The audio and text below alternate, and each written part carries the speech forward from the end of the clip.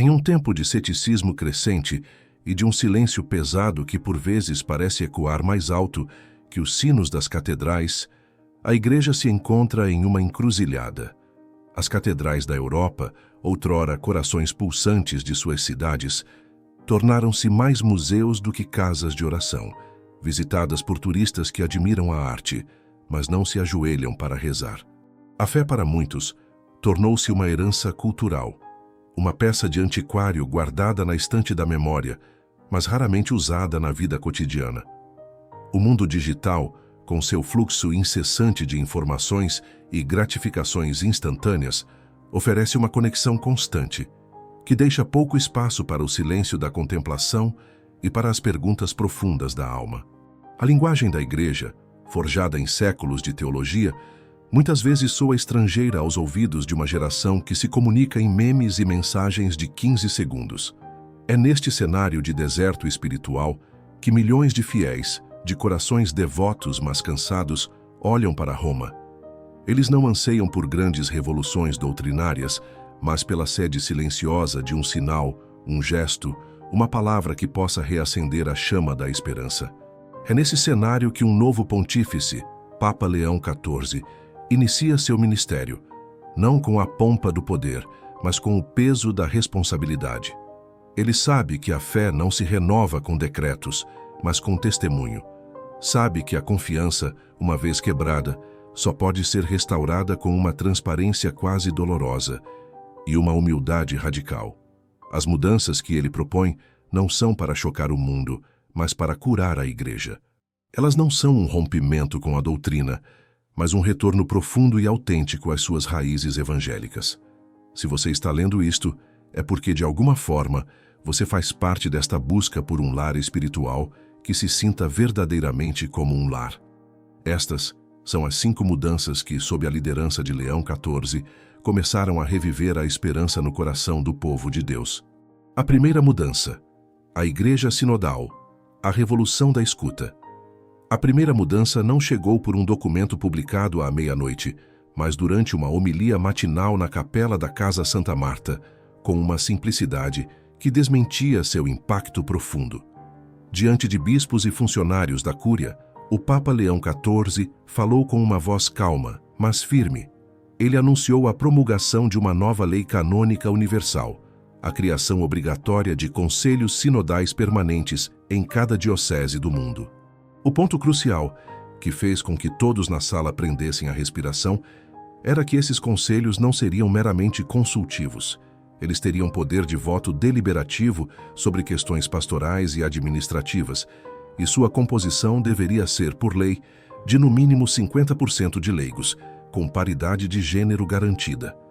A notícia se espalhou lentamente, depois como uma onda. A resistência, no entanto, foi imediata e sofisticada. O cardeal Bellini, um respeitado prefeito de uma das congregações da Cúria e um intelectual de renome, publicou um longo ensaio na revista teológica mais conceituada, alertando para o risco de uma protestantização da estrutura eclesial.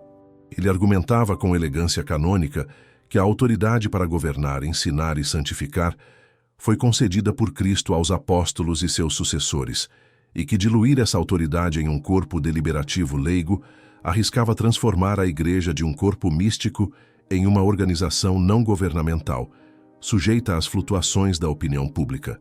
Sua tese era clara: a Igreja não é uma democracia, mas a visão de Leão XIV era mais sutil. Em uma carta enviada a todos os bispos, ele esclareceu a sua visão com uma frase que rapidamente se tornou um farol para esta reforma. A Igreja não é uma monarquia que decreta de cima para baixo, mas um povo que caminha junto.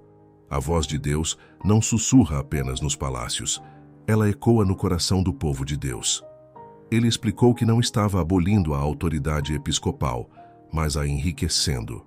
O bispo, ele escreveu, permanece como o princípio de unidade e o pastor final de sua diocese, mas sua decisão seria imensamente mais forte, mais sábia e mais guiada pelo Espírito Santo se fosse tomada após uma escuta genuína e uma deliberação comum com o povo que lhe foi confiado. A mudança começou a se materializar em lugares inesperados. Em uma diocese rural no nordeste do Brasil, Maria Helena, uma catequista e líder comunitária de 60 anos, foi eleita para o Conselho Sinodal. Na primeira reunião, sentada à mesma mesa que seu bispo, ela sentiu um nó na garganta. Por toda a sua vida, ela havia aprendido a baixar a cabeça e obedecer. Mas, lembrando-se das necessidades de sua comunidade, ela tomou coragem.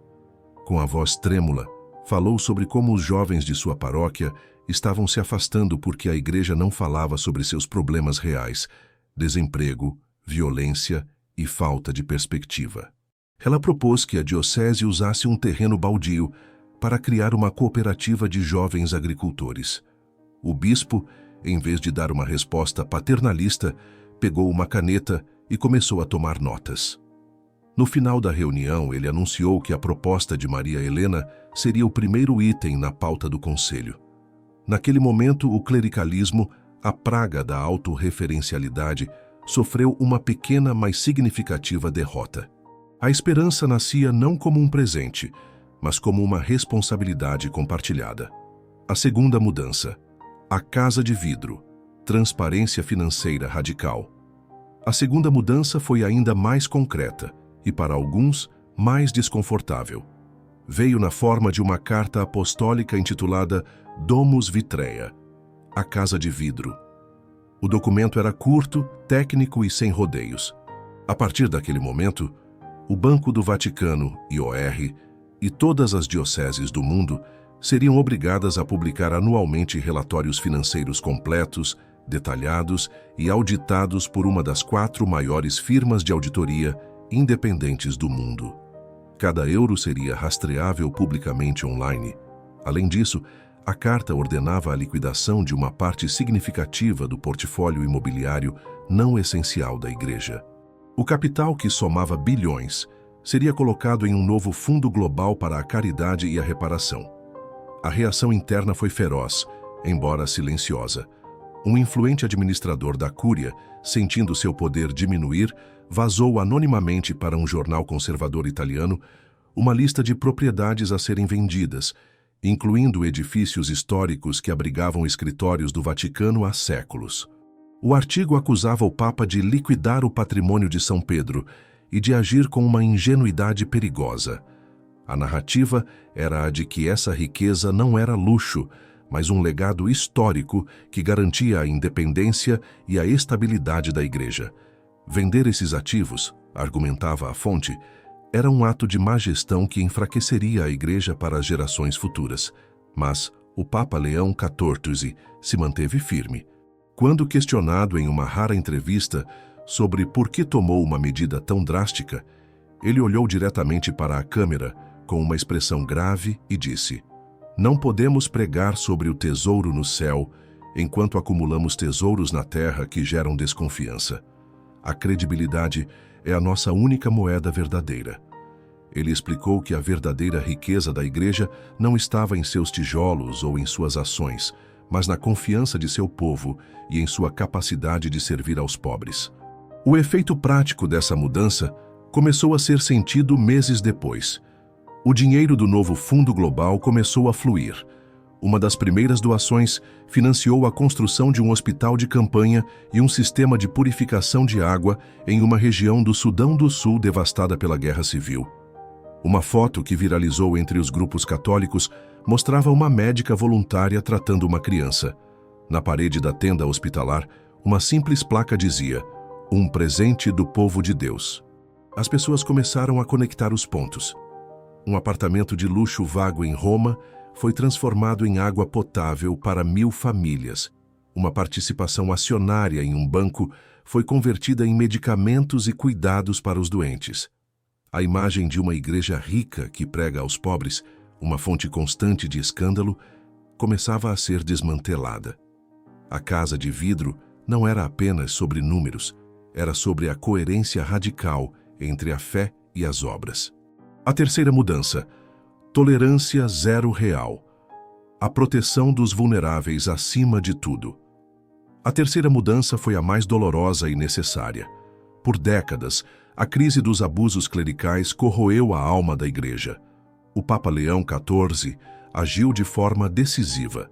Ele estabeleceu um novo tribunal permanente dentro do Vaticano, composto majoritariamente por leigos especialistas, com jurisdição para investigar e julgar bispos acusados de negligência ou acobertamento. A regra era brutalmente simples. Qualquer bispo considerado culpado seria automaticamente removido de seu cargo e proibido de exercer qualquer ministério público. A resistência a esta medida foi sutil e se vestiu com a linguagem da lei e da prudência.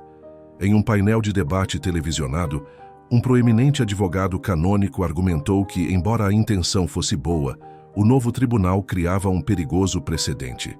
Ele expressou preocupação com o devido processo legal, afirmando que a pressão pública poderia levar a julgamentos apressados e a condenações injustas, destruindo a vida de bispos com base em acusações antigas e difíceis de provar. Não podemos nos entregar a uma caça às bruxas para aplacar a mídia, declarou ele. A justiça deve ser sóbria e seguir os procedimentos canônicos estabelecidos. Era a defesa do sistema, a preocupação com o processo acima do sofrimento das vítimas. Mas o Papa Leão XIV havia se encontrado pessoalmente com sobreviventes. Ele havia olhado em seus olhos e visto uma dor que décadas não conseguiram apagar. Em uma vigília de oração pelas vítimas, com o rosto marcado pela tristeza, ele se ajoelhou e proferiu as palavras que definiram esta nova era de responsabilidade. Uma única lágrima de uma vítima de abuso pesa mais que todas as mitras e báculos da Igreja. A justiça para eles não é uma opção, é a nossa única penitência possível. Pouco tempo depois, o Papa realizou um encontro privado no Vaticano com um grupo de sobreviventes de vários países. Não houve câmeras ou discursos. Ele passou horas ouvindo. No final, em vez de oferecer desculpas formais, ele se ajoelhou diante deles e, com a voz embargada, pediu perdão.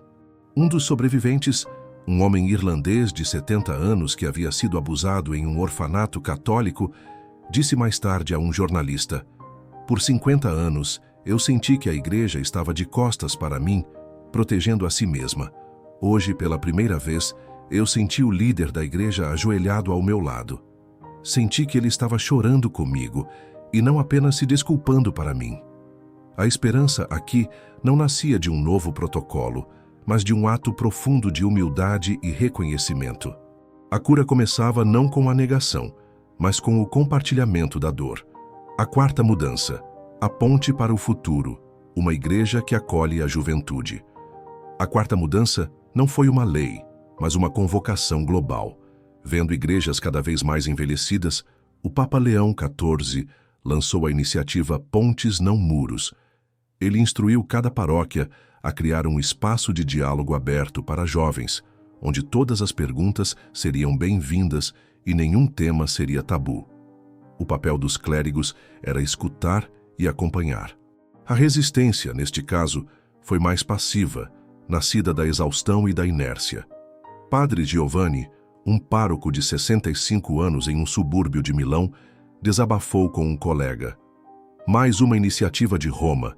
Já temos a catequese, o grupo de crisma, as atividades de caridade. Agora querem que eu organize debates sobre gênero e inteligência artificial.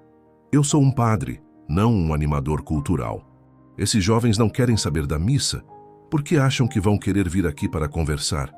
Seu sentimento era ecoado por muitos padres de sua geração, sobrecarregados e céticos em relação a mais um programa que parecia destinado ao fracasso. Mas em alguns lugares a semente encontrou terreno fértil. Em Madrid, um jovem padre, Padre Ricardo, levou a iniciativa a sério. Ele alugou um pequeno espaço comercial ao lado da igreja, decorou-o com grafites e o chamou de O Limiar. Promoveu noites de microfone aberto, debates sobre filmes e discussões sobre ética na tecnologia. Um dos primeiros a aparecer foi um jovem chamado Léo, um estudante de física da universidade local que se considerava agnóstico e via a igreja como uma relíquia anti-intelectual. Ele veio por curiosidade, esperando ridicularizar o evento. Em vez disso, encontrou-se em um debate fascinante com Padre Ricardo e outros jovens sobre o Big Bang, a teoria da evolução e o conceito de um Deus criador.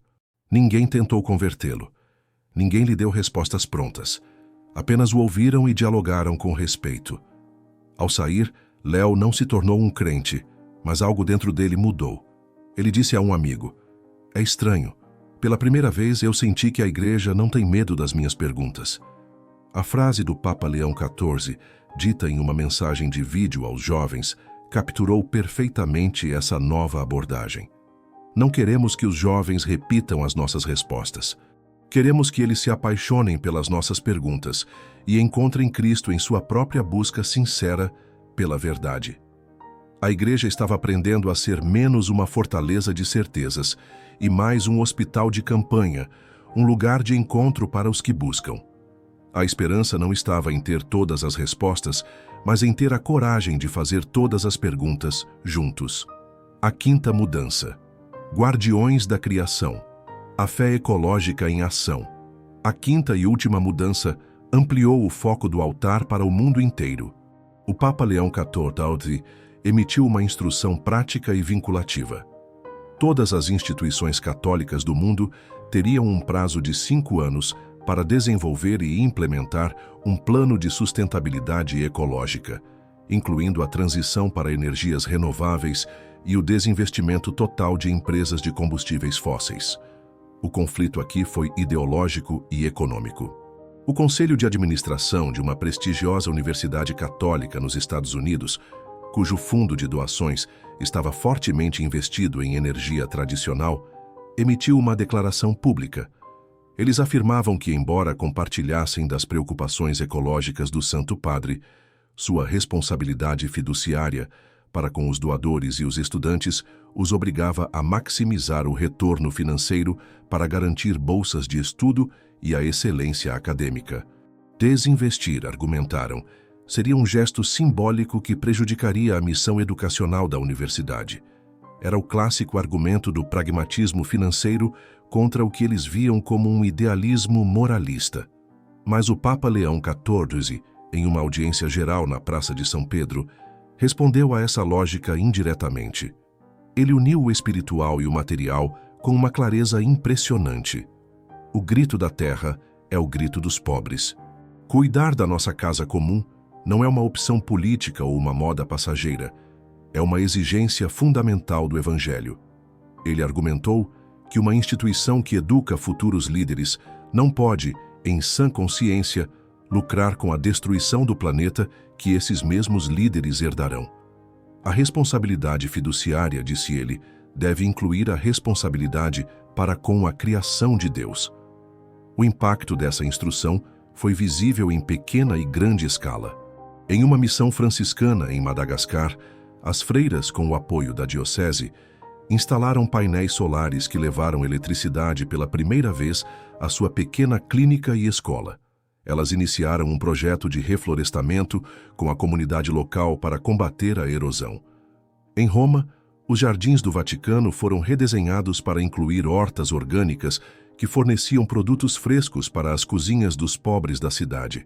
A igreja, sob a liderança de Leão XIV, estava demonstrando que a fé em um Deus Criador deve se traduzir em ações concretas de cuidado. E, ao fazer isso, ela se tornou um sinal de esperança não apenas para os católicos, mas para toda a humanidade, mostrando que é possível alinhar finanças, fé e o futuro do nosso planeta. Essas 5 mudanças, a escuta sinodal, a transparência financeira, a justiça para os vulneráveis, o acolhimento da juventude e o cuidado com a criação, não são políticas isoladas. Juntas, elas formam um único e coerente movimento, um esforço para diminuir a distância entre o que a igreja prega e o que ela pratica. Elas representam uma virada de uma igreja preocupada em defender sua imagem e seu poder para uma igreja obcecada em servir a humanidade e em ser fiel ao Evangelho. O caminho traçado por Leão XIV é longo e repleto de desafios. A resistência é real, a inércia é poderosa e as feridas são profundas. Mas pela primeira vez em muito tempo, um novo ar circula. É o ar da possibilidade. A esperança que renasce não é um otimismo ingênuo de que todos os problemas serão resolvidos da noite para o dia. É algo mais profundo e resiliente. É a esperança que nasce da honestidade, da coragem de olhar para as próprias falhas e da humildade de começar de novo. É a esperança que nos lembra que a Igreja não é uma instituição perfeita, mas um povo peregrino que tropeça e cai, mas que, pela graça de Deus, sempre se levanta e continua a caminhar em direção à luz.